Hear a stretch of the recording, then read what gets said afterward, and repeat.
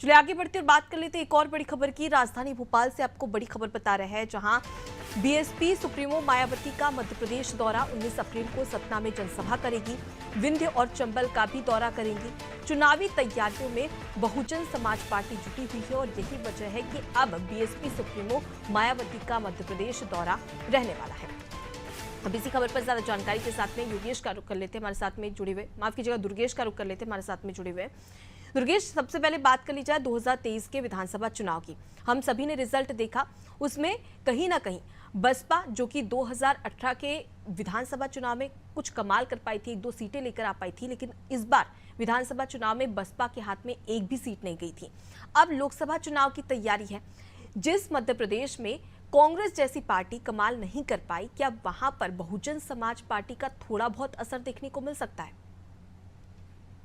देखिए अनुपमा, ये कहना अतिशयोक्त नहीं होगा कि जिस प्रकार से उत्तर प्रदेश से सटा हुआ मध्य प्रदेश जो सीमावर्ती क्षेत्र है, हम बात करें विंध्य इलाके की, हम बात करें चंबल इलाके की, तो यहाँ की जो राजनीति है वो यूपी से शुरू होती है। वहाँ यूपी का जो मेल होता है, यूपी की राजनीति का जो मेल होता है, जो विचारधारा होती है, उस विचारधारा से कहीं ना कहीं एमपी के वोटर प्रभावित हुए हैं। खासतौर पर जो दलित आदिवासी वोटर है वो इस पार्टी से प्रभावित हुए हैं। कहीं ना कहीं मायावती भी जानती है, क्योंकि अगर हम पिछले चुनावों की बात करें, 2-3 पिछले चुनावों की बात करें, तो लगातार बहुजन समाज पार्टी मायावती की पार्टी का ग्राफ और वोट शेयर गिरता आ रहा है। जो वोट शेयर 2009 में 8% तक था, वो 2019 तक आते आते 3% तक सिमट करके रह गया है।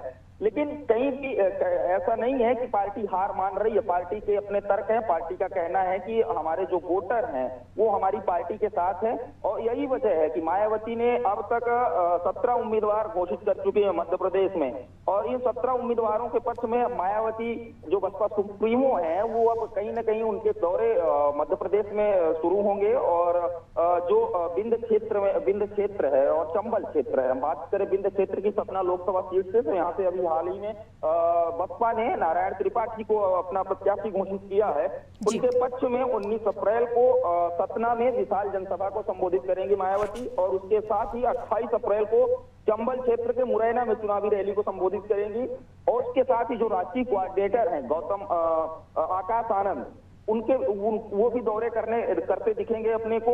लेकिन कहीं ना कहीं ये जो लोकसभा चुनाव है, इन क्षेत्रों पर ही खासतौर पर बहुजन समाज पार्टी का फोकस रहेगा, विंध्य और चंबल क्षेत्र, क्योंकि कहीं ना कहीं अभी भी जो वोटर्स हैं वो बहुजन समाज पार्टी की जो विचारधारा है, जो कैडराइज्ड वोटर है, कहीं ना कहीं बहुजन समाज पार्टी के साथ है। हालांकि ये कहना ज्यादा उचित नहीं होगा, क्योंकि जिस प्रकार से भारतीय जनता पार्टी ने जो आदिवासी और दलित वोटर्स हैं उनके तमाम हितार्थ योजनाएं चला करके उन वोटरों को अपने पाले में लाने की कोशिश की है। यही वजह है कि जो 2009 में वोट प्रतिशत बहुजन समाज पार्टी का 9% था, वो 2019 लोकसभा चुनाव आते आते तक मात्र 3% तक सिमट करके रह गया है।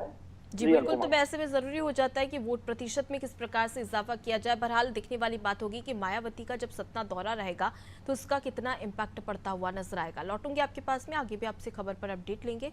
तो देखिए, बीएसपी यानी कि बहुजन समाज पार्टी सुप्रीमो मायावती का मध्य प्रदेश दौरा, और देखिए मध्य प्रदेश में थोड़ा बहुत असर इसलिए भी देखने को मिलता है क्योंकि मध्य प्रदेश की सीमा से सटी हुई उत्तर प्रदेश की सीमा है। उत्तर प्रदेश में मायावती का काफी ज्यादा प्रभाव माना जाता है, और यही वजह है कि मायावती का कहीं ना कहीं उत्तर प्रदेश के साथ ही साथ मध्य प्रदेश पर भी फोकस है, जिसके चलते अब सतना के दौरे पर रहने वाली है, जहां पर जनसभा को संबोधित करते हुए नजर आएगी और एक बार फिर से चुनावी हुंकार भरते हुए मायावती और फिर से नजर आएगी।